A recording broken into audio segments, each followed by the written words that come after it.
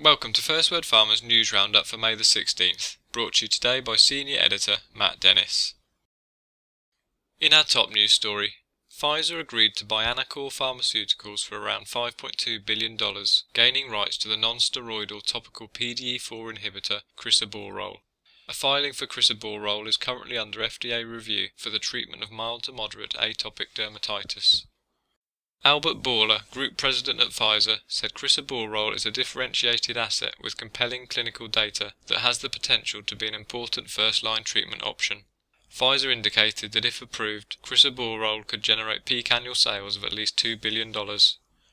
In other news, Biogen partnered with the University of Pennsylvania under a deal potentially worth up to $2 billion to advance gene therapy and gene editing technologies. The alliance will primarily focus on the development of therapeutic approaches that target the eye, skeletal muscle and central nervous system. In addition, Aduro Biotech's immunotherapy regimen of CRS-207 plus GVAX Pancreas failed to improve overall survival in a mid-stage study in patients with pancreatic cancer.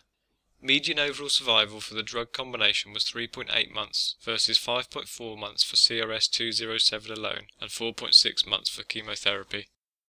And finally, sources suggested that Mylan and Novartis are potential suitors for some of Teva's European assets.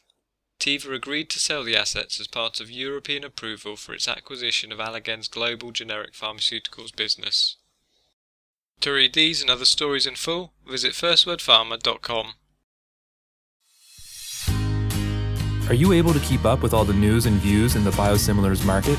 FirstWord's Biosimilar Index is the only dedicated biosimilar and non-comparable biologics intelligence tool available.